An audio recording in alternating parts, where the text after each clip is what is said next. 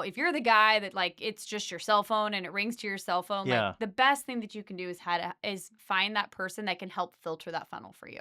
There's an initial contact. They call it an initial consult person, right? Yeah. That person has to understand your process, your business, maybe a little sales training, maybe a little So what's your standards. It's it a lot of it's work. not a $20 an hour or No. 15. This is a real person. This is a person Okay, who so understands. you're not hiring just a what are they like a secretary front desk lady. Yours is a Yeah. real integral part of your team that you invest time and money and effort and training into. And we do. You don't have to. You can get AI to do it if you really want, right? I mean, you can get an AI hosting to answer Mm, your phone calls. But if you really want that funnel of who gets the time hmm to have Steve out to their house, right? Meet with Steve and Heather at the office, right? You really have to qualify that. We're from 20 to 30 sub-trades per job. $35,000 a We week. will be licensed 10 years next year. You've mastered the trade. Now you need to master the business. Welcome to the Build Line. This is episode 18. It's just the two of us. I know. It's been a while. Yeah.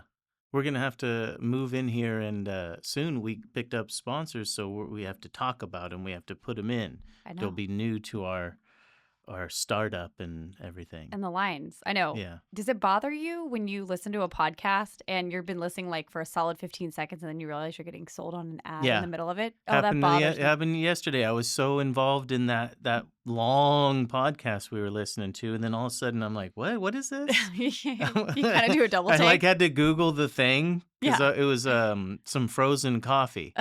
In the middle. Yeah. In the middle about tech and AI. Yeah, I was like, "What is this?" Where did this come from? Yeah, so it works. It does work. It annoys me, but it works. Yeah, And now I'm gotcha. talking about it. It's a total gotcha. So if you want to, I feel like we need to mix those in. We're going to do both. Yeah, so if you guys want to be one of those that gotcha, send a DM, we'll put you on. You can be one of the sponsors. Yeah. Because I've bought shoes. I bought several things off of like a podcast commercial sponsor. Yeah. I'm like, oh, let me look that up real quick. I mean, typically they know their audience, and I think the tailoring's in different than I think like the algorithm or things you get targeted in ads, maybe on your phone. Yeah, those are always creeping me. Those are true. Yeah. I think what's interesting to me and why, for me, like our sponsor Build Bar, I like is that most of the time we get a lot of people, especially doing this podcast now, that reach out to us between clients, other contractors. Hey, I want to know, how do you guys structure your sub-trade agreement? How do you guys run projects? How do you work with QuickBooks, right? Clients, hey, I have a job, but I don't live in your area. Could you help me review this bid, right? Perfect. Build Bar is such a great outlet to be able to get time with both you and myself and Steve. Yeah. That you can utilize us as a resource. Yeah, it was perfect timing and for them to come out of the ground. I mean, it's a good company. There's a lot of owner builders that need advice, other general contractors or any sub trades or anybody. I mean, I think it's great. We're in this world where we're on top as business owners and we need other people to talk to and bounce ideas off. So the Build Bar is a good one. Yeah. You can go online and check on the Build Bar. They're our first sponsor, and we're on there if you want to book time with Heather or Jerry or Steve or anybody else. They've got a plethora of different people all over the country. Yeah, different specialties, different types of construction as well, or even design consult as well. So it's a good resource. It's a good option, and I think it's overall a really good platform of like-minded builders that are very honest, very upfront, willing to share their time, willing to share their insight. Right. Obviously, you're paying for that, but it's a good resource of builders who have walked the walk, talked the talk, and know what they're talking about. It could be a resource to both homeowners and subtrades. Yeah, agreed. Well, let's get into it. What do you got? What do you got for us today? Oh, today we're going to talk about the truth and telling the truth and versus what clients want to hear. That's such a hard struggle in this industry. Is the truth a straight line or is it gray? Or is it one of those graphs that go up and down exponentially? It's so true. I think it's interesting because so many contractors feel pressured to say what the client wants to hear in order to get the job. A people pleaser. Yeah, if you're naturally a people pleaser, yeah, we can get that done in half the time it typically would, right? Yeah, we can do that, and it's under what your cost is. Yeah. I think people feel pressured to say the things that people want to hear naturally. The word I think we're going to use a lot today is optimistic, on optimism. Yeah. Everybody's so optimistic about how it's going to work out, and they're so confident. But we have to really look back at our past projects and who we are as a builder and give them the truth, Yeah. not the one that we fabricated in our head. Yeah. They're, Optimism sells the job, but reality cashes the checks, right? If you yeah. can't deliver, you're not getting paid. Or you don't, yeah, you don't get to cash the checks at that point. You're Exactly. going to have a struggle getting it. You know, I Yeah. always said that I wanted to be the type of contractor that didn't have to worry about asking to get paid or something. Hey, can I come by and pick up it? And it was just nice, and you felt good about accepting a check. Mhm. And I've had bad jobs where I wasn't really comfortable. I mean, obviously it was agreed upon and I got paid, but like, you know, there's this weird time of like, man, that didn't go so well, and thanks, you know, you pick up your envelope or something. It wasn't good. Mhm. It's much better to have that feeling where you're happy Yeah. and everybody's happy with you. Yeah. And you delivered on what you had to do. Yeah, that's it. You earned it. Yes. Yeah. I think there's this notion that you can just say what the client wants to hear, and then you can just keep moving. You can miss the schedule, you can miss the budget, you can be overpriced, but you got the job, right? Yeah. And so there's this winning aspect in competition that you feel of like, yeah, sold that one. Yeah. But in reality, what did you sign everybody up for? Yeah. Did you sign them up for a pile of shit or the truth? Yeah. And Yeah. that's such a hard conversation because I think, for our business, and I think, and I think in not even just our business in general, but I think in general, people want to hear what they want to hear. Doesn't matter. Construction, Yeah. truth hurts. Yeah, I don't Right? like it. Nobody Mm-mm. likes it. Nobody likes Mm-mm. being confronted with that. And so I think there's this notion of I'm going to go with the most, like you said, optimistic proposal that's going to get me everything that I want. It's everything. I want everything. Blinded by the light. Yeah. Have you been in a situation when you're doing one of these, you go to their house deal where you've caught yourself being a little over optimistic? Yeah. I think you do. I think you get, I genuinely get excited when we meet with clients Mhm. and we hear about what their goals are and we hear about their project and we start talking about it and it creeps in. We've done a very good job as we've gotten more experience, right? Had a Mhm. few not so great projects, had some things that didn't go the way that we wanted, and figuring out our standard that as you're talking to clients, you know how long it's going to take. You typically know how much it's going to cost. And then you kind of back off on that. Like, well, maybe we can get Yeah. it done a month faster. Well, maybe we could just do, infrastructure only and we don't have to finish that one room, right? Like Yeah. to get down to their budget. And so it takes almost this whiplash gut check of no, it's going to take 6 months and you wait. And you that's have to be okay because sometimes they're going to get mad that Yeah. people they don't want to hear that. And what I've found is that when people do, that's not my client. That's Right. not my client because you're hiring me as the expert. And I think this is the only industry. You don't show up to your doctor's office and tell him like, well, you're going to do open heart surgery, but I want to be awake. And I want you to tell me everything that you're going to go do along the way. And if there's a problem in the middle, I want you to tell me that there's a problem in the middle, And then when you sew me up, I want to make sure you sew me up with the tiniest stitches possible because I don't want a scar. Right. I don't get to dictate that. What other industry do you get to dictate those things? Yeah, this is it. But like you said, your best client is the one that's already had a remodel or build go wrong. Yeah. Because then they just go, I've hired the best. You guys do your thing. I'll write you the checks. Yes. I'd like to think that's what I would do if I had a build done for me, Mm-hmm. but knowing all the secrets and things that happen. Yeah. But when I do have work at my house done, I let them go. My wife is difficult. I have to like pull her back and go, don't talk to those guys. They're here to do a job. Yeah. Let them do their job. When it's done, Mm-hmm. we can talk about it. But until then, just we hired him. We trust him. Yeah. It's fine. What other industry do you get to do that in, though? What other industry do you get to tell them in the middle of them doing it Yeah. what you want? I mean, I guess maybe getting your sandwich made at Subway, but like, Yeah. like No, that's a good one. how? I'm the Subway contractor. Yeah. There's a lot of those guys. Yes. There's Do a you lot want of those mayonnaise guys. or mustard, right? What Yeah. bread do you want? Like, and you can go through that and sometimes, and I mean, no That's when knock your on house ends Subway. up like a clown house, Yeah. you But know, no knock on Subway. Is it like the primo, right? Are you right. getting like the best sandwich possible? Not really. No. You're not doing that. So, Yeah, that's hard though. I mean, when you're in the throes of doing the dog and pony show and talking to them, I could imagine it being really hard to kind of catch yourself from not slipping back into the easy way out, which is telling them yes, yes, yes. I think part of the, and anybody who, if you're a bigger company and you have sales and production are in two different lanes in your company, right? You might be an owner who sells and you have a production team that goes and runs it. Steve and I typically, now in our model, we sell together. So if Steve might go to initial consult and then we'll have a second meeting and we'll meet at the office and it'll be both Steve and I. And I think what the nice part about that is because I think sometimes the sales guy gets so focused on the sale, Hmm. right? That's the win and it's done. Now it's off their desk. They're on to the next thing. Sometimes they lose sight of what it signs production up for. And I Hmm. think it's a nice reality check that we have between the two of us where there's one person who's going to sell and the one person who's going to go run it. And so we get to keep that hopium to a minimum, right? Hopium. I like that. It is. It's a drug. It's So going to be great. he'll go out to the project, let's say it's a remodel, and he'll look around and do his thing, and then you'll have the people back here.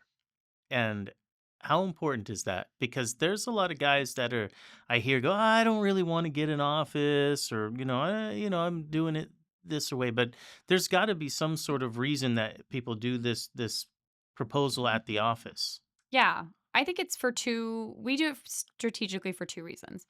One, the notion of you have to have a second meeting at the office means that you're committed to meet with us again. Okay. It takes some time. Yeah. You have some vested time. It's vested time for us. It costs us money for Steve and I to sit in a room with this client for now another hour probably meeting. So you're putting forth your time, we're putting forth our time. So we're both committed to each other. It shows that we're a legitimate business, right? We're here, you meet Jen, we've got offices, we've got trucks, you walk Cookies. in, we got cookies, right? You get a sparkling water, like, you can see our operation. You can see this is an actual business. I don't run this out of my house. I don't run this out of a truck. We're here. So if you're getting ready to invest a substantial amount of probably your largest asset that you have with my company, I want you to see I'm a real business and I'm going to be here. I'm going to be here in 3 years when there might be a problem. Hey, who do I call? Right. How many people can say that about people that work on their home? Not a lot. Yeah. Would you know where to track them down? Let's say worst case, something happens and Oh. I'm a dirtbag and I Yeah. don't show up and you've written me all this money. Where do I go? Where do I go? Got to go down to the office. Where's that? Exactly. And that's an odd thing. Yeah, if I'm spending $1 million, 800, any hundreds of thousands of Yes. dollars, and let's say I had a question, I would like an office to go down to and go, can we talk about this a little bit? Exactly. And swing over there instead of like doing it on in a cold framed, edition or something like that. Let's go down to your office. You're in charge and talk about whatever it is. Yes. Yeah, if you didn't have that, now that I put myself in this seat, yeah, I wouldn't like that. Would you feel okay with that? No, I wouldn't like it if you didn't have one. Would you go to the dentist if he's out of his garage? Right. Yeah, you make a lot of sense. But it's crazy because people don't think about that in this industry. That's not a piece. And don't get me wrong, when we started, we ran it out of our house. It was For how long though? We ran it out of our house for almost 2 years. That's not It was very long. 2 years. I mean, it takes a year to develop anything now. So I mean, right? And yeah. it came out of necessity because I didn't want subs picking up checks at my front door as I'm leaving for preschool. And just the notion of I don't want you to know where I live, not gonna lie. Love you, but no thanks. Right? And so it adds a piece of credibility as you as a business. And we moved into a small, little tiny 800 square foot warehouse that we had enough to store materials. We could put our dump trailer in. We framed up some janky offices inside of it. And it was great. And that served us for a solid 4 years. We were able to grow and build. Was the average type of contractor warehouse right there that you had. Totally. That was it. If you didn't have any more than that, you're fine. That was we could have good. stayed there. Yeah. We could have been fine. There was nothing wrong with where we were. We just wanted something bigger. We wanted more space. We knew our team was going to grow. Yeah. We needed more availability. I got tired of the bathroom being in the conference room. That was real awkward if you had clients Yeah. there. It just Yeah. sometimes you're like, okay, let's just grow the professional just a little bit, right? And it just Yeah. is a little bit of difference. So if you can, I always encourage people like save up, bank your money like you are paying rent somewhere. So when you do take on rent, you already have that as expenditure in your business. Yes, yes. I get a lot of DMs from blue collar guys checking in with me, wanting information, the Advice. advice, all that good jazz. And one good platform is the Build Bar. We're both on there. You can book your time, book your session, pick our brains, figure out how we run our businesses and our process. Check them out, the Build Bar. That segues into what I was going to say is when you are growing your business, this is what I see a lot because I work for a lot of different generals. They go, I'm growing, I'm getting busy, I got a lot of work. And then they start hiring project managers or whatever they hire. And now their expenses go up. They probably should have been bidding, like you were saying, at a higher rate with Yes. having all that before. Yes. And then they lose the work because they don't have as much work. They were not winning the jobs on their merit before. They were doing it on price and they didn't know. Correct. And then they hire all these things, these infrastructures that you need, Yes. to run a real business, and then they not getting any more work and they go, what the hell happened? Because you increased your overhead without actually building that into the job that you might have sold 6 months ago. You're not as good a salesman as you thought. No, not at all. And You you're not a were- legitimate business. Right. Because you need to have overhead. Yep. You have to have overhead if you're going to be sustainable. If you have a warranty claim on your business, right? Where does that money come from? If a shower pan fails and there's a catastrophic failure at a project, and now you have to go demo that client's bathroom and redo it all, where's that money come from? How much is that costing you? Because that's happening now, right? Yes. Yeah. How much so is that going to cost me? thousands? It's probably upwards of $20,000, if not more, is how much that's going to cost me. Yeah. Right? On an errors and emissions, nothing that my team did wrong, nothing that we didn't do as a contractor that, we didn't install per plans, per drawings, per structural specifications. We did everything we were supposed to do. Errors and emissions, right? I can go chase that insurance claim. Great. That's going to take me probably 6+ months in order to get that, if that's the avenue I want to go. But the problem I have right now is I have a client who has a cracked shower pan. And guess what? Do they want to wait 6 months for that? No. But I'm backed myself of knowing I've done X amount of jobs. I need to budget in my overall budget for the year a certain percentage that I'm going to have as a warranty claim. Right. And if you're not doing that, you're not really a sustainable business. You're not a sustainable business to the clients that hire you. How are you going to warranty that? When the bank account shows $300,000 in there, no, that's not your money, guys. That's for when the shower pan cracks. Yeah. That's for when the slow times and you got to pay for that office and that bookkeeper and all these people that you hired. That's what that's for. It's not to go out and buy a Mercedes. Yes. And so that's where we need to educate ourselves as contractors, is all this math. It's math, and it goes back to pricing it for what you need to run your business. And it's the conversation we're having now with clients, feeling like you have to sell to what the client's willing to pay. Right. But it's backwards. Backwards. That logic is backwards. Yep. It's backwards from, no, this is what I need for my company to sustain and be able to provide the longevity my clients expect. My clients expect to be able to come back here in 3 years if they have a problem and say, hey, Heather, I have this issue. Can you come look at it? I was there the next day. Yeah. The next day, I was there. Right. I had a team out there 2 days later. You didn't ghost them and decide, let's see if it goes away. I'll just sleep and maybe it'll go away. No, it bothers me. I think I've said it on here before, and I continue to say it. I want to feel okay if I see you at the airport. Yeah. Right? Yeah. I want to feel okay if I see you out somewhere and it's not, oh my God, I got to hide. I don't want this person to see me. They're going to bring up this stuff. I want them to genuinely see me and be like, oh my God, it's so good to see you. We love the ADU you built for my mom. Give you a hug. Hope everything's good. How are your kids? How's business? Great. Cool. Love what you guys are doing. That's what I want. That's a good person. And it is. And it goes back to this conversation of telling the truth, your ethics behind that, and standing behind what you build. Yeah. And people don't like that. It's crazy to think, right? People don't want to hear what you have as the truth, or they don't buy what you're saying is the truth. Yeah. Yeah. Well, as I've seen it in these general contractors, they get they're so locked up in these emotions. I'll get in some conversations with the guys throughout the year where something's not right on the job, and I point it out. I go, look, man, this is why this is happening.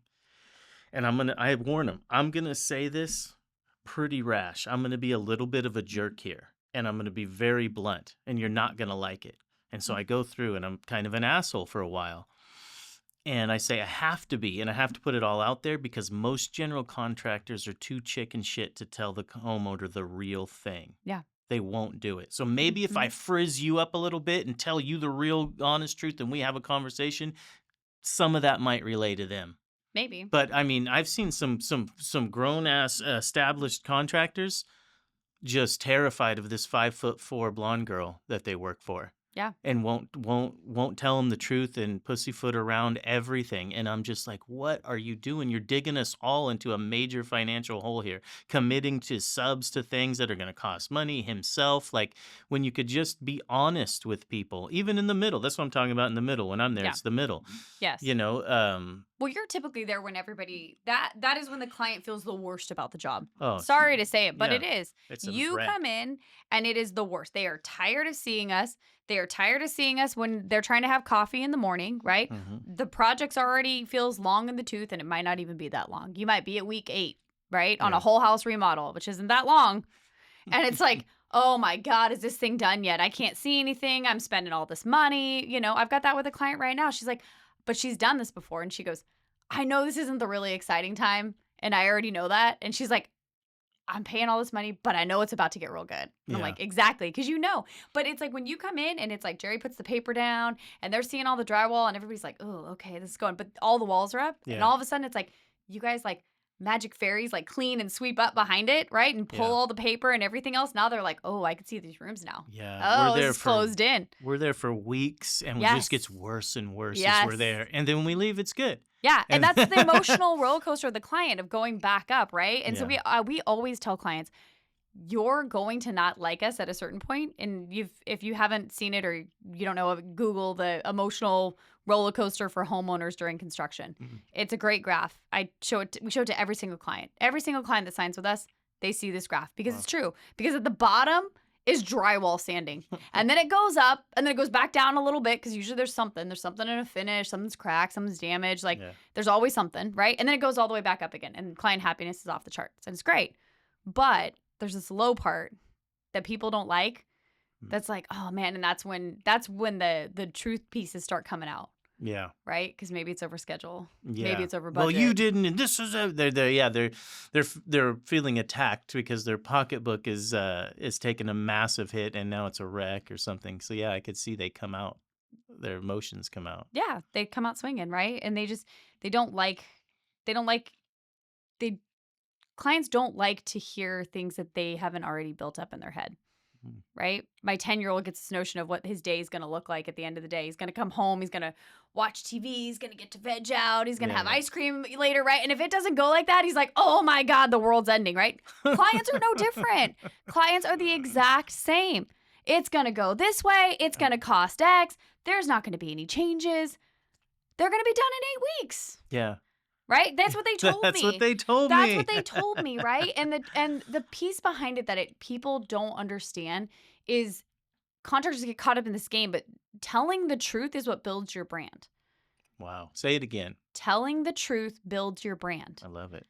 Because that's what it is. Your only thing my grandpa instilled in me is like you have is your name and what you say. Yeah. Right? And that is what establishes your credibility.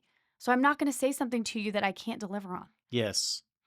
Yes, I tell the guys that all the time. I go, I told them how awesome we were. So you guys better be fucking awesome today. Yes. But let's go back to that. You said something I thought. So somebody comes in optimistic estimating, and they go, it's going to be 300. We're going to do it for 300. You said it's going to be 4. They pick 300 guy. Once they start the project, what problems do they see? I mean, now he's going, so I'm going to assume that the $300,000 guy didn't get all the sub-trade prices prior also. Mhm. because there's still a lot of those guys around Yep. that just go, I'll do it for 3, and then they grind up every subcontractor along the way, including their own guys and hours and everything else. Yeah. So in my experience, what that does is you were interviewing Tankersley and they said it was going to be 400, and they have this resume and stretch of real ballers on their subcontractor team. And then the 300 guy comes in, but he doesn't have that same roster of people. He's got to now go out and grind to get into that 300. So I don't know how many subs are on a remodel, 50. Yeah, So he's depending. now picked Yeah. all C players Mhm. all the way down the line. This is the risk, homeowners listening, that you're taking Yes. when you play that game. And there's a lot of liability in that. Yeah. You know, when you start picking these subs that are part of his team that are not A players. Yeah, if you're hiring a general contractor, and I I had to change the way I thought about that, because we've had that. We have it all the time. And the way I had to change my mentality is that I didn't lose to a cheaper contractor. I lost to a better storyteller. Mm, He told the story that the client wanted to hear. yeah. Because I can go back through, even if I got a copy of his proposal and I dissected it 6 ways from Sunday, took my overhead down, no project management, I got all the subs to cut their numbers by 20%, and I'm still not at 300. Yeah. You just told the client what you wanted to hear. You can't actually deliver that. So you're probably taking a hit. You're probably financing that job to the next job. Yeah. You're probably not making any money. Which happens at these guys get these advanced draws. Mm-hmm. They flow through 75% of the project, and then they ran out of money. Yeah. But they've taken all your money. Mm-hmm. You So know? now they got to take another job Yeah. to finance, to finish your job. Yeah. So now all of a sudden you're 70% complete. Mm-hmm. Oh, now I'm not really seeing them. It's taken twice as long. They Yeah. were here last week. Now they're not here this week. Dead giveaway signs right there. Always. Yeah. Always. So and when the economy takes a little bit of a slow turn, that guy will ghost you. He won't fix your shower pan. He's not going to be there probably in a couple years to fix anything. Yeah. The chances are very low. Yes. And if he is there around that you can get a hold of him, he's going to try to turn it around on you so you pay for the problem. Yes. With all your knowledge, this shower pan thing, you probably could have, manipulated the game a little bit and got some money or kind of pointed fingers. But it sounds like you're just doing the honorable thing. Yeah. I'm taking care of it. And it's out of my warranty. I'm past my 1 year. I did this job 3 years ago. Hmm. But great client, a project that I'm very proud of. My team didn't do anything wrong, but I'm going to stand behind what I built. And they're going to be in town for the next 30 years. You're going to be in town for Yeah. the next 30. You might do their next remodel. They maybe, right? there's- They're having, and the best part that adds to it is I have to get this done before she has a third baby. Oh. Yeah, I got 4 weeks. So it's like chop, right? Back to unrealistic schedules and Yeah. expectations. I'm like, we might not be done. You might be having that baby while I'm painting your wall. Yeah. Just a heads up. Sounds like it. I haven't seen a schedule yet. I know, I put one together last night. We got to talk about that after this podcast. But it's true that you have to have, it goes back to that honest conversation though, and that honest conversation with the client, because in having that honest conversation, we're doing it all the way through. We're doing it from when we start working together in pre-construction to when we're giving you a budget to now we've got a proposal. I'm doing that and having that honest consultation early with the client, because it not only sets the expectation of we're straight shooters, we're going to tell you exactly how it is, and it might offend you. It might offend you. It might be like, hey, that's not going to cost that. And you might take the offense and be like, oh my God, I had no idea. I had no idea my bathroom remodel was going to cost over $100,000. Yeah. And it's like, look, here's all the stats behind it. It's not just me. Take the average median, go, here's a bunch of resources you can look. It's not just us. And so the client now knows, okay, I have somebody who's in my corner who is giving this to me straight. It then transfers all the way down the line to my team. So when there's a problem on site, they have trust in my team, my project managers, my field superintendents.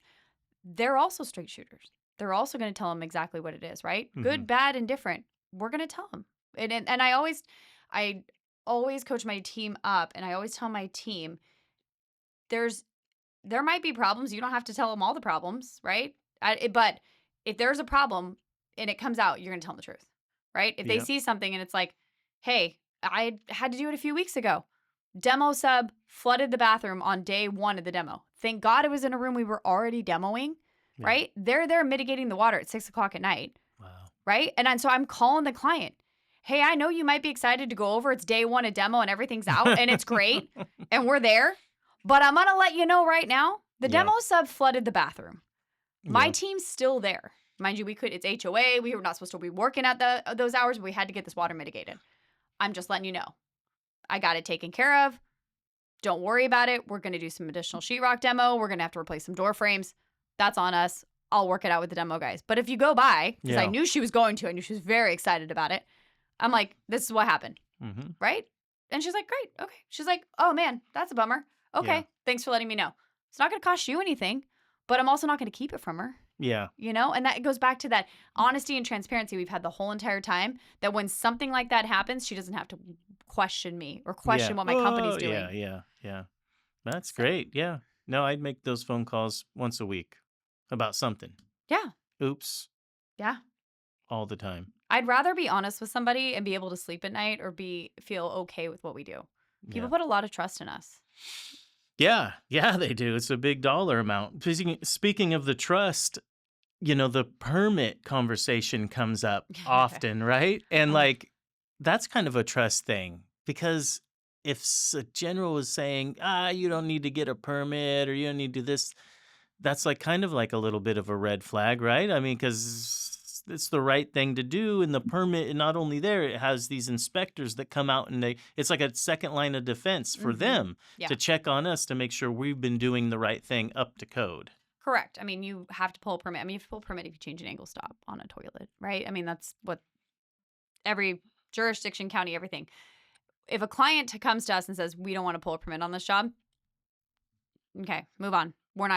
We're not the contractor for you. How much It's a more standard does a policy. permit cost, and percentage-wise, over on a job? Is there like a... I mean, it depends on the size of the project and how much of the scope is going to be inspected. I mean, 1% to 2%, depending. That's it? It's Then not. what the hell is everybody crying about? It's not a crazy amount, right? If new homes is completely different, so don't even go there on that. I don't even try to guess, because it depends on if you've got Melrose, you got fire, you got Okay. that's a whole different. But your ball game. typical addition and remodel, You're paying a couple $1,000. and people are crying about that? Yeah, there is. Yeah, it is, That and seems I get it. ridiculous. There's challenges that come with a permit. You have to typically give up a day in your schedule, right? For maybe 5 or 6 days, right? Where it's like, okay, well, now I have to have a rough framing. Assuming you have everything done, you don't have to call for a reinspection. You can Yeah. keep going with your work. Yeah. So it might cost you, a few days on the schedule, right? But if you're doing things right, you can mitigate that. You can plan for it. You can prepare for it. But if a client comes to us and is like, I want to do this addition job and I don't want to pull any permits and I don't want to do this, I have the liabilities as the contractor. I can be fined. The other big thing that I just don't understand why clients don't think of it this way, it's like using an unlicensed contractor, right? You have no recourse. If you didn't pull a permit, right, you can't claim that if you go to sell your home, right? It's not Oh, a yeah. permitted piece of Yeah. work that you did. So you can't claim that value on the home if you made it, you went from a 2-2 to a 3-2, Yeah. you can't claim the extra bedroom. And so it doesn't make sense. It's not our client, because you're cutting a fundamental corner for us, right? We do good work, right? But inspectors are there to cross-check all the work that is going into place. Yeah. Different set of eyes. Yeah. And you have to have that. And so I'm always skeptical if a client comes and tells us, oh, well, we've already done these bathrooms. Well, we didn't pull a permit and we had, these guys do it. And I'm always like, ooh, like, what does that look like? Like, what did that work end up looking like in the end? Behind the walls. Yes. Because it's like, there's Yeah. probably something not that good. Yeah. back No there. nail plates. Yeah. Right. Little things Always. like that. Little Always. things. Because, I mean, even on us, and we're doing everything the right way, there's all those little tiny things that get missed that the second set of eyes caught. Yeah. It does. Yeah. Well, we don't have to pull a permit, right? I had a client that had an addition project. Well, you could just build on top of this slab that's already here. No, we can't. That's your walkway. That's not a structural pad. It's You could 4 inches. add this like addition out on this. Oh, well, we don't have to pull a permit. See ya. Really? Like, really? Because you don't live on a major intersection highway and nobody's going to see that, by the way, half of your house is blown off and you don't have a permit, right? Do you know how many neighbors just love to just call Oh, yeah. and find out that stuff? Yeah. You'd be amazed. You would be amazed at how many of your neighbors are watching and are like, oh, I see Tim and Susan are getting a new kitchen. Wonder if they pulled a permit on that. Yeah. Right. And they're looking online. You can look it up. It's public record. So it's amazing, right? You can find out these things. You can look it up. All these So little things. all these things, that's not a client for us. And we don't mess around with that. It's a company policy. Okay. All right. Well, What about you? What about contractors that make you marry up to unrealistic expectations? How does that feel from the subs perspective in the subs world? I push back. I mean, I've learned, right? I've learned the word game, and because there's a lot of that going on of less words or hiding from me, and then I have to track you down and tell you the truth.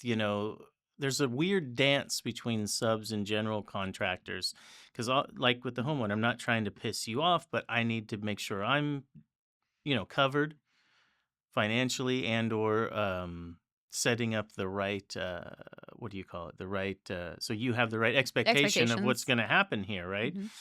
And so it's a fine dance, but I think I haven't had any problems lately.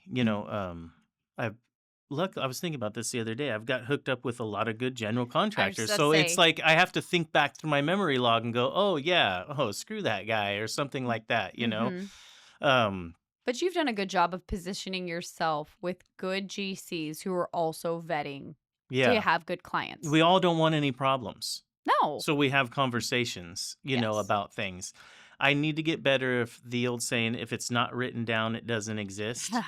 Because Yeah. you make parking lot deals sometimes. And so now I've been just texting it Yeah. because that, we get comfortable with each other. Yeah. And so Jerry said has got me in a lot of trouble, actually. And so that's why I need Must to be a do that. thing. We get Steve said, but yeah, we have the same, but it's Yeah. Steve said typically. Yeah, so I mean, if it's not written down, it doesn't exist. And if if you're a tradesman and you're getting talked or trying to get talked into doing something that's not right, you just have to say no and you have to move on with your life. Yeah. And And if don't, it's in the middle of a job and they're trying to push you into, sometimes I just like let the guy talk, whoever it is, and go, "Oh, da, da," and then I just do what I want when he leaves to make it right, the right way. mhm, And sometimes it takes me an extra day. And these subs will act like, oh my God, an extra day. Dude, it was $400.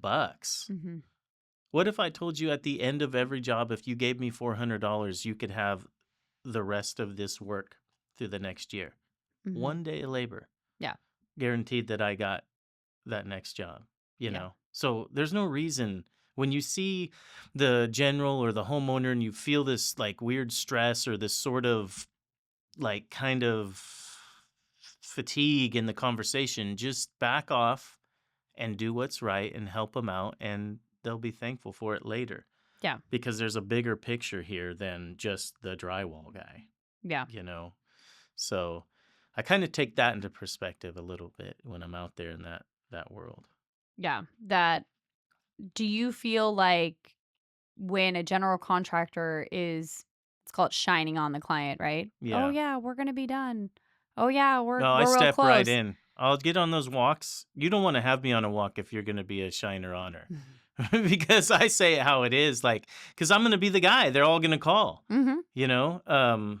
Like today, I'm going to go do the dog and pony show because the general contractor can't justify to the homeowner why my price is what it is. And it's a difficult job. It's a full 3-story, like Victorian house remodel, and I'm going to skin the walls with all this a lot of technical stuff.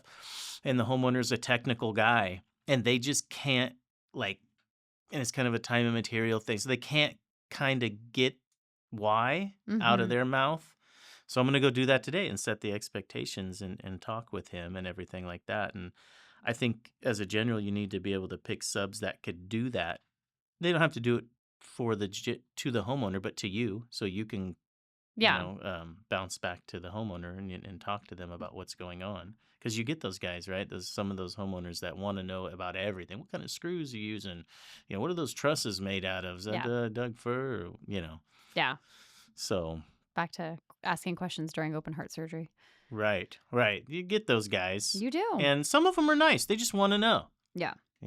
So, Yeah. I think it's true. Let's talk about early entry and talking to clients before they ever step foot in our office. Let's talk about those early conversations. yeah, how does that work? What do you guys? So it's interesting because I think there's this notion that it's like, Tankersley, you're so busy, you get all this work, you have all these things, right? We have so many people that don't end up being our clients. A lot. Mm-hmm. I look at the database. I look at how many people reach out, how many inquiries we get, right? So many of those do not convert to jobs for And us. do they call and they turn themselves down? Yes, sometimes. They go, Sometimes sometimes they figure it out on their own, right? Mhm. Strategic questions that we Mhm. ask, right? We ask a lot of questions. Jen does a great job of, okay, well, tell me why you want to, why do you want to do the project? Tell me, what's the main driver? Is it you need a bigger house? Is it that grandma's moving in? What's the reason, right? Everyone has a reason why they do these projects. And sometimes they work them out themselves. Sometimes they're like, I just don't think I don't know if you guys are the right fit for me. You guys might be a bigger operation than what I need for my powder bathroom. Mhm. Cool. Great. That's totally fine. Here's somebody we can recommend. Sometimes they do that. And I think the other times it's because we are blatantly honest with them. If I have a client that comes in, now, we're in spring when we're recording this. If I have a client that comes in right now, hasn't put pen to paper, hasn't drawn anything, has no finishes, has nothing, has an addition project and tells me that they want to host Christmas this year in 2026, I will tell them no. How many of those calls would you get versus the real ones? I mean, how many of the calls I'll are get you twice got? as many of those Twice ones. as many Yes. of those. Yes. And Jen goes through and kind of pre-qualifies and Yeah. ask the qualifying questions, sees if we're a good fit. Yeah. And then Because do you have wiggle room on that holiday? No. Grandma's flying in. We got 15 people and we've got a host. God, that's a hard conversation. That's hard for her Yeah. because she's got to make sure she's making the right decisions to pass that call along or lead or whatever you What want to does that call look it. like, right? So that's Yeah. sales training. That's, Yeah. being able to have that filter and that funnel. So if anybody is Okay. listening and you're thinking about, if you're the guy that it's just your cell phone and it rings to your cell phone, Yeah. the best thing that you can do is find that person that can help filter that funnel for you. There's an initial contact. They call it an initial consult person, right? Yeah. That person has to understand your process, your business, maybe a little sales training, maybe a little So what's your standards. It's it- a lot of work. It's not a $20 an hour or No. 15. This is a real person. This is a person Okay, who so understands. you're not hiring just like a secretary front desk lady. Yours is a real integral part of your team that you invest time and money and effort and training into. And we do. You don't have to. You can get AI to do it if you really want, right? I mean, you can get an AI hosting to answer your phone calls. But if you really want that funnel of who gets the time to have Steve out to their house, right? Meet with Steve and Heather at the office, right? You really have to qualify that.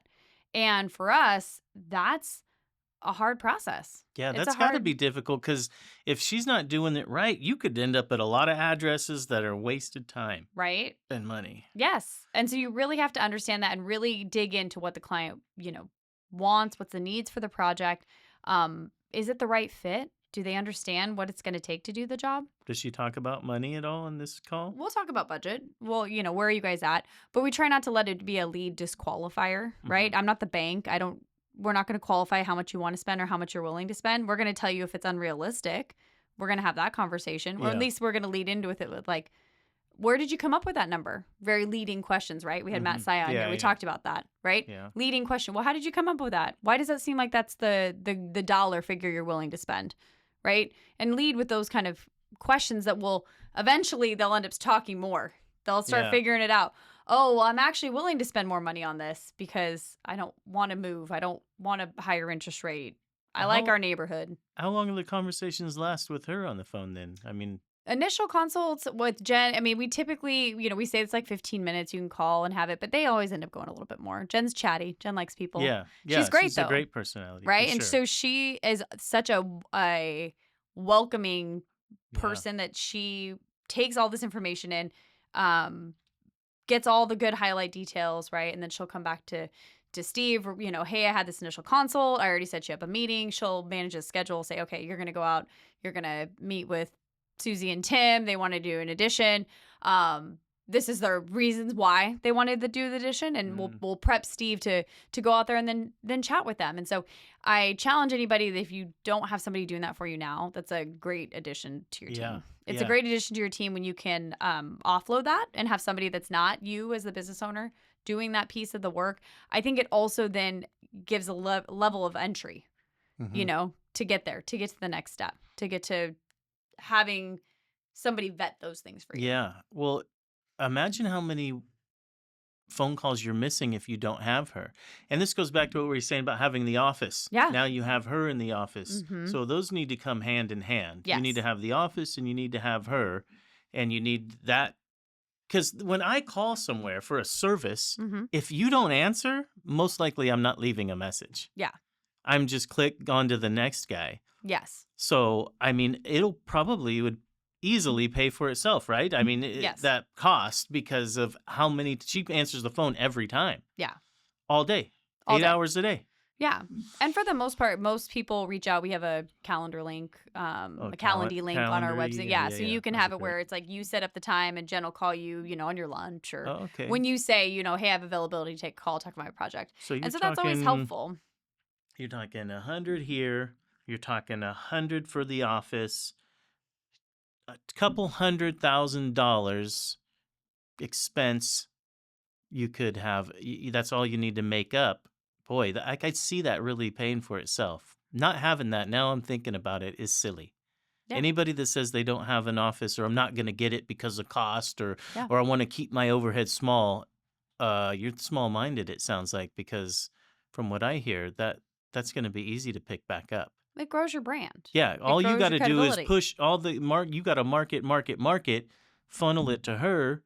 She pre-qualifies, you get the good leads to go meet. Yeah. None of this trash leads or, ones that just aren't going to fit for you or the look-see-doos. She's already figured it out. Well, and I think the thing that mentally is the shift of like, oh, I'm bringing on this person, they're going to cost me more money. But what are you doing in the time that you don't have to answer the phone?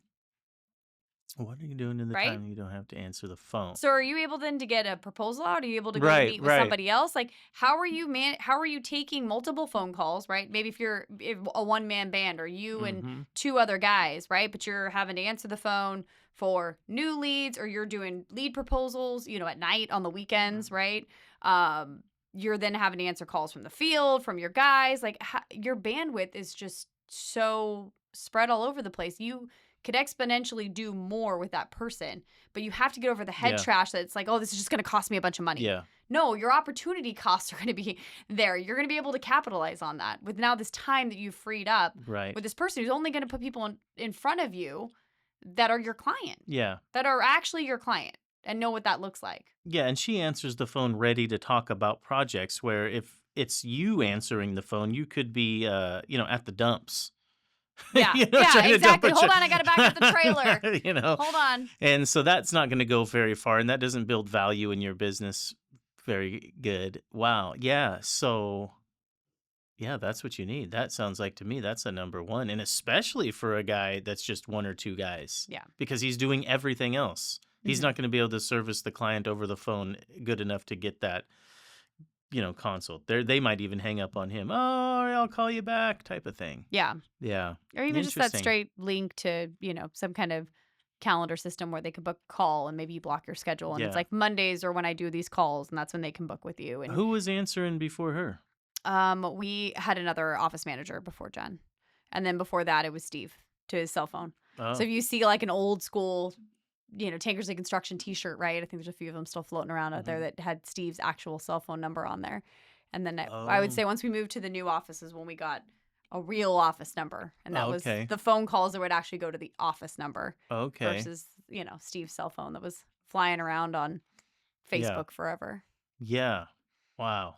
Yeah, that makes perfect sense. The office pre-qualifier, that's a no-brainer. right? It adds to your That integrity piece. It adds to this piece of, we're here, we're reputable, we are going to execute on your job the same way that it took when you met us initially, mhm. right? It's a good experience from the start, and we want to carry that all the way through, Yeah, all the way to the end. you're right. I called, somebody today, the finance company, and they answered the phone, and the lady was nice, and everything was really cool, and I got off the phone going, "Oh, this is yeah, I'm gonna give these people all my money." Like, Yeah.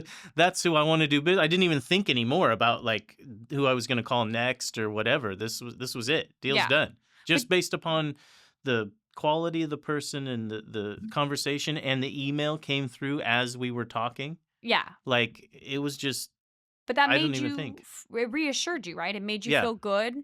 Did Yep. it make you then go, well, I might spend an extra percent more using this finance person Yeah, than, the money thing kinda went out, like, I don't even know what the interest is. right? I mean, I didn't think about it anymore. I might have hunted for somebody if they were kind of jerks or kinda, weird or something. I might have, "Yeah, I'm gonna call one." I'm not calling anybody else. Because they made you feel good, Yeah, right? They did what yeah, they said they were going to do. yep. They were They had probably honest. Yeah. all the answers, made me clear about it, that everything was gonna go, and then when I got the email right away, I was like, "Oh, wow, like, this is done. I don't have So, to deal with it anymore. I don't wanna make any more phone calls. I got a lot of stuff going on." yeah.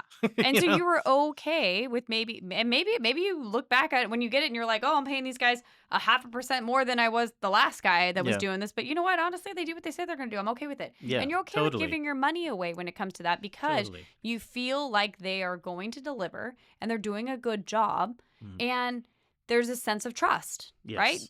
If you're Yes. putting your money in there and they're sending things out right away, it's not, you didn't wait 2 days to get that email. That's a real business, yeah.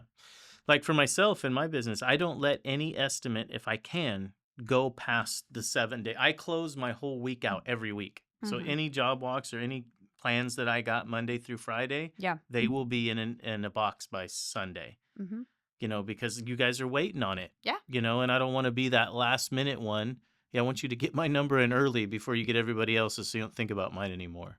Yeah. I don't want you to I wanna get it in when it's 50 grand. So it's not at So then when 4. you got to beat up the subs, we beat up the other ones. Yeah, yeah, Oh, yeah, Jerry's already in. yeah. I plugged his number first. The cabinet guy was late. We got to get him to cut his Yeah, number. yeah, yeah, Yeah, he's pissed. I had to it's call fine. him anyway. Yeah. Yeah.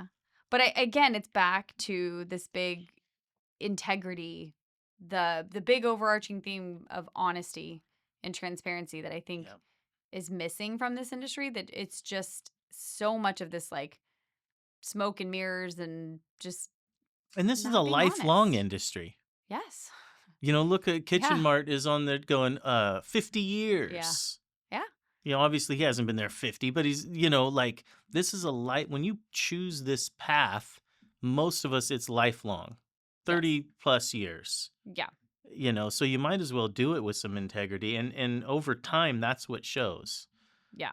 And even if you slow down, you didn't keep up with the times. If you have 20, 30 plus years in this industry, your integrity will keep you longer. I work for a lot of contractors that don't have any Instagram, don't have this or that, but their last 3 decades of truth and integrity keep them busier than most.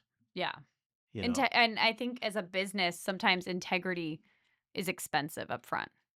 It yes, costs you more up front, yes. but long term, it's going to sustain your business. Yes, we were just listening to that podcast yesterday. That's what he said. We gotta get it now, and stay on it and go, and then it's an upfront cost, but it'll glide Yes. glide us through, I And think. once you've been around for a while, if you are operating off of those morals and principles, it will stick with you.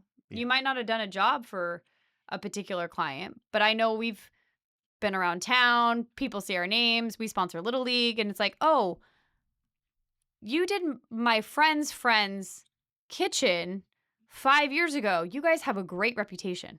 Yeah. I don't even know this person. I met them at a Little League game, right? But they know so and so that knows so and so. And it's like, and we did a kitchen remodel for them 5 years ago Yeah. when we were totally different company. but we operated with the same principles. Yeah. And so it's the brand still has that same core value. And Yeah. it's so important. Well, there's guys that have it on their logo, integrity. I know, but sometimes I feel like that gets lost, right? It's right out there Yeah. next to the logo, with, the full logo, and then you have a cross next to it, right? It's like, are you really operating with that? Those guys are the worst. Right? Yeah. And it's, again, it's like, oh, well, Jesus was a carpenter and all that. Like, okay, cool. But what are you actually doing? Like, are you actually doing the right thing? I got 2 guys that work for me named Jesus. Oh, there you go. Yeah, so they're doing well. Yeah. They're not carpenters, but yeah, no, the integrity is super good. And I think once you start doing it, it becomes habit. Yeah. And it goes across your whole life because we're doing this 8 to 10 hours a day. Yeah. Keep that in mind. Mm-hmm. This is it goes into your personal life. It does. Yeah. And it has to start from the prism of, what you bring personally, especially brand your business. You have other people represent your business, right? You have your name on your shirt. We have our name on our shirt. It goes back to who is representing your brand. Yes. And if it comes from the top and this is how we operate, it will resonate with the rest of your team. And sometimes you won't know that, and then you got to fire that guy. Yes. We talk about this a lot. We talk about this a lot, yeah. And it's super true because, boy, I have one now that I'm just like, I can't wait to slow down, man. He's just, I got to get this job done. But when it's done, see you later, pal. Yeah. He's just poison in the tree. Yeah.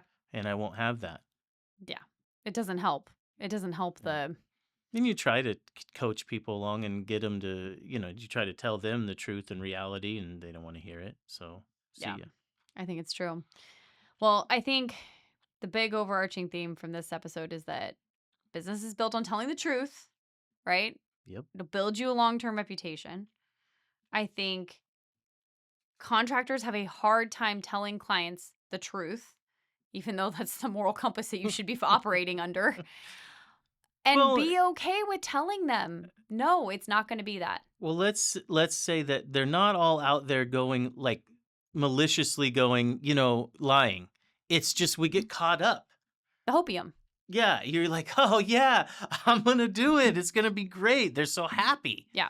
You have to check yourself in the facts, right? Correct. The facts, not this optimistic estimating stuff. You have Yes. to. Numbers don't lie. Yes, you have to tell them that this is actually what it's going to cost, and be okay with, well, I can find somebody who can do it cheaper. Okay. Okay. That's okay. Then you know what? You can go and do that. And I hear it all the time.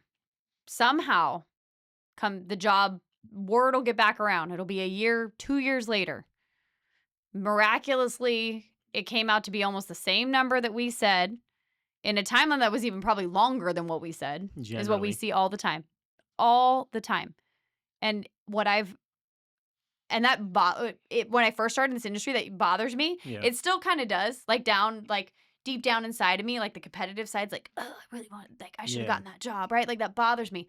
But what it tells me though is that wasn't the job. That wasn't the client for me, and that wasn't the job for me. Because if the client was willing to compromise on that, then what else are they willing to compromise on and not trust me as the builder of what it costs to operate my business? A lot of people are just okay with, it's fine. It was fine. It was fine. It was fine. But they got, or you end up with this project that's like they gave them the number that they wanted. And then there's all these really hard conversations of, well, we didn't carry an allowance for that, and that's actually going to cost more, and we didn't have that, and that's a change order. And that life cycle of just drawing it out, right? The client doesn't remember what they heard in the beginning when you get to the very, very end. It's how they felt. And if it was just painful the whole entire time at the very end, like for 6 months. And it was just all these awkward change order conversations and all this, we need more money and we're delayed and we're not going to make the schedule you wanted, we're not going to be in by Christmas, they're going to remember that at the end. Well, tell us about that. So they go, we got $300,000, and then he comes in there and starts change order. What if they don't have any more? What if they really don't have any more money? Yeah. Then what? We see it all the time. What do? Stop. They don't finish. They compromise. We didn't actually end up finishing that space. We just put sheetrock up. We couldn't afford the cabinets by the time they came in. We had to cut the scope. We ended up not doing this, or they got married. Now they got to borrow money from grandma. Oh, man. We hear all You've kinds of heard that crazy one. We got stuff. to borrow from somebody, Borrow from man. family, took out a HELOC. Like we hear all this stuff all the time. All the time. But I don't want to set my team up for that. I always tell clients, I would rather tell you what the number is now and stick to that. And if you don't change things, that's what my number's going to be, than to have multiple conversations with you over and over again, really awkwardly about why we need to add more money, why we need to add more money, why we need more money, Yeah.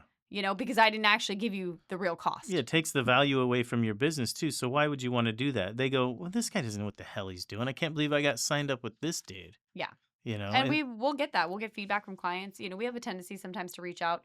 The client, maybe a job drops off or maybe schedule doesn't work out and they don't go with us because they want to be in by Christmas and we're like, hey, we can't do it. They're like, hey, we found somebody who could. You know what? Sometimes Steve will reach back out, hey, did you guys end up doing your project? How did it go? Because we genuinely do like to know. We like to know what the feedback is. sure. And 50-50. Hey, it went great. It didn't make the schedule, but we were happy with what the project was. It's Awesome. fine. That's cool, right? And they're fine. And it's like, okay, that's cool. And then other times we'll get like long-winded stories about how it was just terrible, right? And you're like, God, that really sucks. I'm so sorry for you. Yeah. Or we'll get the like, it was good actually, and they made it happen. It's like awesome. I'm glad And you can found find somebody. those guys, the small one-man, the Yeah. boutique type smaller shops that they don't have anything else going on, so they can just jump on it and go, and Yeah. do a lot of in-house stuff, and it works out. It's fine. It's fine. Everything's fine. Yeah. I know. So, who do you think is more important today? That's what's gonna be fine. I don't know. I hope it's not me. You hope it's not you. No, I just want to leave You're so and not busy have to. right now. I am. You're busy. I'm super busy. You're a busy So guy. I don't want the phone to have a lot of messages. You're like, ooh, let's see. I have a feeling I'm not as busy today. Let's see here. Oh, shit. No good. Mm, If you beat me, you got problems. I know. No, I have four text messages. No phone calls. I have 7 texts and 10 missed calls. Oh no. Jerry's got to run out of here on fire right now. All different too, not like one person. Oh kept no, calling. not one like really bad thing. 3 voicemails. Oh, okay. Well, it must not have been So- that important. 7 of those people are never going to get here. Then we back follow from. up with the texts, and there's, yeah, that sucks. Uh-oh. Jerry's not going to have a great rest of his day. You know what? I'm used to it. It'll be fine. I will call everybody back, put out the fire, That's what you do. and we'll be fine. That's what you do. It's all good. You like have a little fire extinguisher in the Lightning you drive around. Yeah, Like I roll should. up to the side. You're like, I shh, ready to should. go. Put it out. I just had to buy one for the flatbed. They have supposed to have it like mounted in there, and we got busted. So yeah, I should get one of those and mount it in the Lightning, and then just walk around. I'll put it on my belt like a tape measure. Oh, I think that would be great. I'm That's a here good for that. idea. I'm here for that. It's going to be coming on an Instagram reel here very shortly. It's Jerry rolling in with a fire You believe extinguisher. that? Uh-huh. I think it's going to be good. Well, if you don't already, like, subscribe. Yes. It really adds to our street cred. Yep. It also adds to all the people that have reached out, have commented, sent us messages, followed along on Instagram at the Build Line. We love hearing from you guys too. So if this episode resonates and you have stories about what it has cost you telling the truth to clients, shoot us a message. Yeah, send I'd love to messages. hear I've been that. getting some messages, and I like to hear from the guys. And let's talk. You don't have to wait just to talk here. I'll talk to you on the phone. Yeah. Yeah. So, but definitely send this podcast to other people, please. Yes. Sharing it is what adds traction. It gains the network. It gains the industry. I think it's so interesting. I think our generation in construction is changing the demographic of let's collaborate. You might be my guy that works down the street, but you know what? Some of those guys that work down the street that are my competitors, we might be going against 2 different jobs, are also my favorite people to call and just chat with of what's going on. Yeah. So continue to do that. Continue to put the word out there. That's our goal in starting the Build Line, but also just helping to grow the industry. Yeah. Make it better. With integrity. With integrity. Believe Always. that. I agree. All right, Jerry. All right. Thanks for a fun one. See ya.